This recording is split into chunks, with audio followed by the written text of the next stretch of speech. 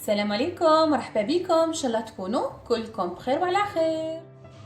اليوم ان شاء الله جبت لكم une recette pas comme les autres recettes. اليوم on va voyager avec ma recette à un autre pays. اليوم حنسافروا بهاد الوصفه الجديده اللي جبتها لكم.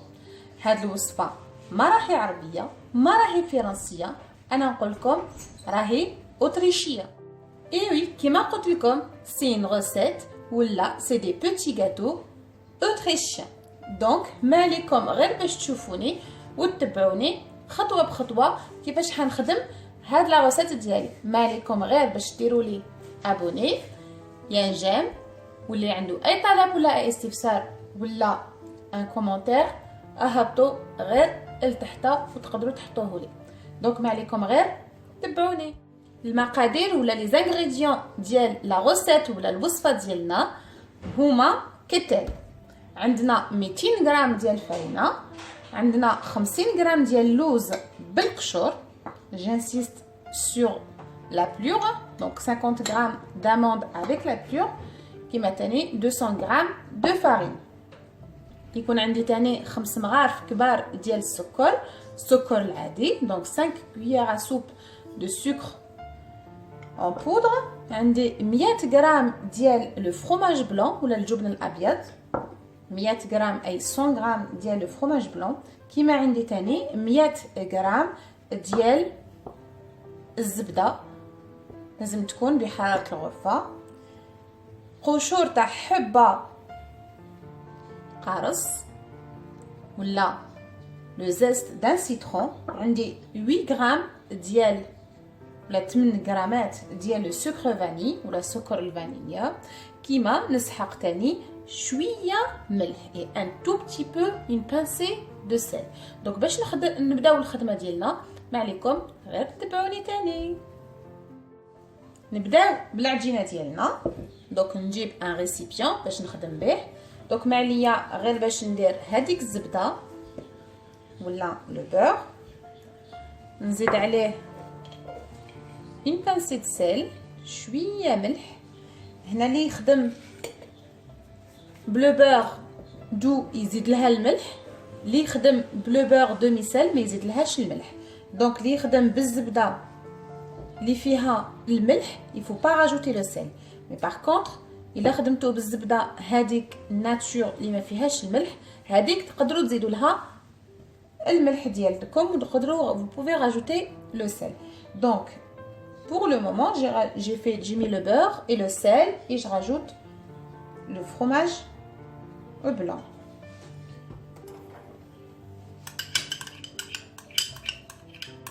هكذا نحط هذه الجبن الابيض ديالي.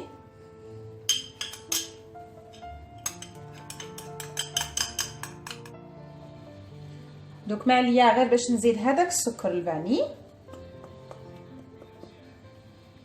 السكر فاني. دوك ما عليا غير باش نخلط هاد المكونات باش تخلط لي كومبليتمون.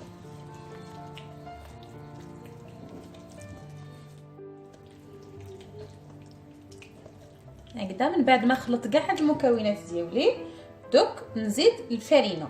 Je rajoute la farine au fur et à mesure، غير هكذا بشويه ونلم حتى وين ترجع لي العجينه.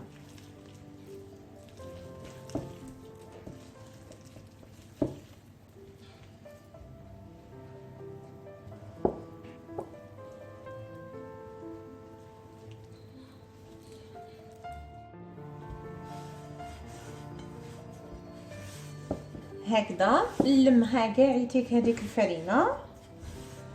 ce que j'ai dit je rajoute un petit peu à la fois la farine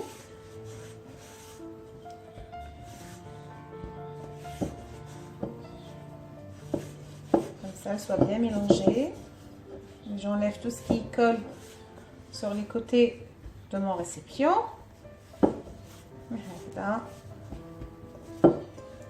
دوك ما عليا غير باش نجيب ان فيلم اليمونتير ولا الغطاء الشفاف الغذائي، وما عليا غير باش نخليها تريح لي حوالي زوج سوايع. الا كان الحال بارد تقدروا تخلوها برا، الا كان الحال سخون تقدروا تحطوها داخل الثلاجه وتخلوها تريح حوالي زوج سوايع. دونك maintenant comme je suis arrivée à la texture finale, je ramène un film alimentaire et je vais la couvrir et je vais mettre la pâte environ 2 heures au réfrigérateur, pardon. Si le temps est beau, donc vous allez le mettre dans le réfrigérateur. S'il fait frais, donc vous pouvez la laisser à température ambiante. من بعد ما خليت سمحوا لي لا بات داخل الريفريجيراتور ولا داخل الثلاجه، دوك نجيب نخدم لو غاس ديال الوصفه ديالي. دونك انا هادوك لي زاموند ولا هذاك اللوز رحيتو ني ترو غرو ني فان، دونك غير هكذا اللي راكو تشوفوه جوست مرشين مرقق. وهذاك القارص مع هذاك لو سكر، دوك ما عليا غير باش نجيب داخل هاد لو بول نزيد عليه هذوك المغارف ديال لو سكر، كيما نزيد عليه هذاك لو زيست ولا القشور ديال لو سيترون ولا القارص. نخلط كاع هاد المكونات ديالي هكذا. من بعد ما نخرج هذيك لاباط من الثلاجه نكمل الوصفه ديالي هكذا. خرجتها من الثلاجه، دوك ما عليا غير باش نبدا الشكل ديال لاباط ولا الوصفه ديالنا. دونك نبدا غير بلا موتيي ديال لاباط والنص الاخر نكملو من بعد. دونك نجيب هاد العجينه كما راكم على بالكم بلي هاد العجينه هاد لاباط جي با مين سكر، دونك الي سون سكر. دونك ما عليا غير نجيب شويه فرينه ونحلها هكذا.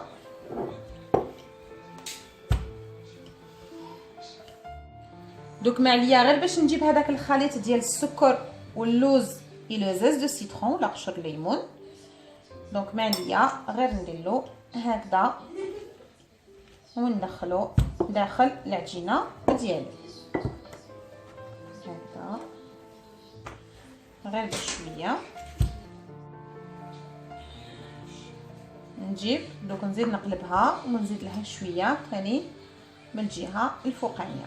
دونك هذاك لو سكر حيمدهولو دوكا حيمدلو هذاك الذوق تاع لو سكر وقشر الليمون. دونك لو غو دو سكر et le zeste de citron c'est maintenant qu'il va l'avoir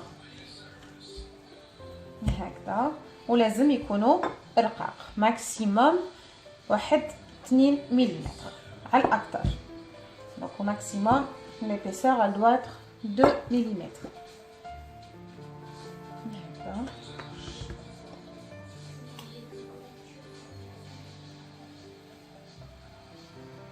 فريمون سي une recette ما شاء الله هايله حتعجبكم بالبزاف. ونا با لابيتود نخدمو هاد لي روسيت.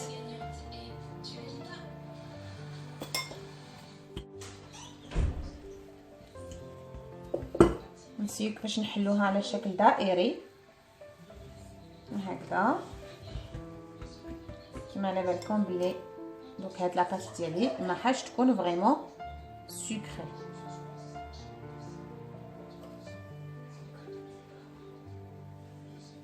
يوم ميم طون حتكون هشيشه وتذوب في الفم مع هذيك الزبده اللي درتها لها. دونك سي روسيت هايله ما حاش تندموا عليها.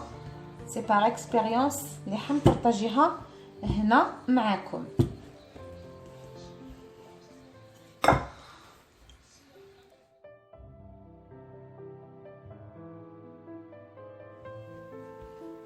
هكذا من بعد ما حليتها كامل كيما راكم تشوفوا ليبيسار ديالها تكون على هاد الشكل.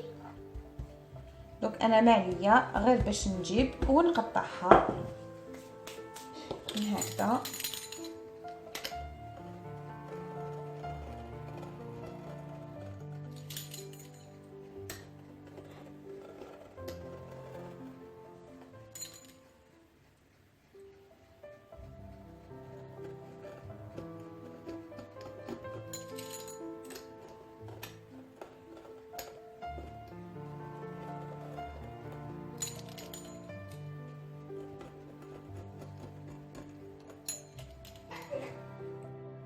دوك ما عليا غير باش ندورهم ويجوني على شكل هليلات ولا على شكل دي بوتي كرواسون هكذا كيما راكم تشوفوا. فريمون الشكل بزاف شباب. حبيتو تكبروهم تقدروا تكبروهم، الا حبيتو تخلوهم صغار هكذا تاني يجوا شابين. بس على بالكم بلي ما درتلهاش الخميره دونك ما حاش يتنفخوا لي. Donc vous savez, j'ai pas mis de levure chimique donc j'aurai pas plus de volume. Donc si je vais les faire petits, ça va être ils vont rester petits.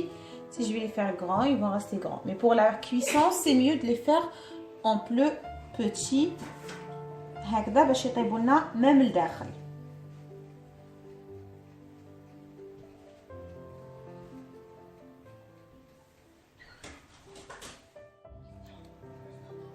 هكذا من بعد ما كملتهم كاع لويتهم وخدمتهم لا كونتيتي كو جي في. دونك هذه هي فريمون شابين هايلين، والبنه تاعهم سمحوا لي ما شاء الله هايله بالبزاف. دونك هذوكا بقات لي غير لا كويسون ولا الطياب ديالهم. للطياب دوك نفهمكم كيفاش حيكون الطياب ديالهم. دونك الخطره الاولى تحطوهم حوالي 15 دقيقه على 150 درجه، من بعد تهبطوا لو دوغري ديالكم، تهبطوا الحراره ديالكم حتى ل 120 درجه وتخلوها طيب لكم حوالي 20 دقيقه. لازم اللون ديالهم يخرج لكم بيان مذهبي جاي طيبين مليح، شغل ماشي محروقين وماشي خضوره. لازم يكون طيب ديالهم ذهبي يكون شباب. Donc je répète en français pour la cuisson. Donc je vais les mettre au four à 150 degrés pendant 15 minutes pour la première fois. Après on va diminuer la température à 120 degrés et on laisse la cuisson environ 20 minutes. Il faut qu'on va obtenir une couleur vraiment bien dorée. دونك ما عليا غير باش نطيبهم ونعاود نولي لكم مور الطياب.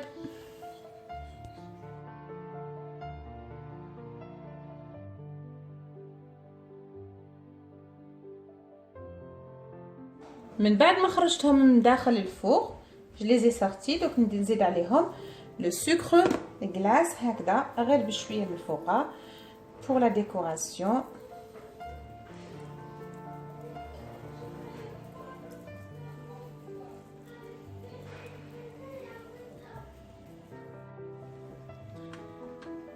من بعد ما طابوا لي خرجتهم من داخل لو فور. هذا هو الشكل النهائي ديالهم، هايلين خفاف، ريحتهم بزاف بنينه، ريحه اللوز والقارص فريمون. هاد لي بتي غاتو اوتريشيان خرجوا هايلين. هذا هو اللي مليح الواحد ينوع لي غاتو ويشوف تقاليد كل بلاد.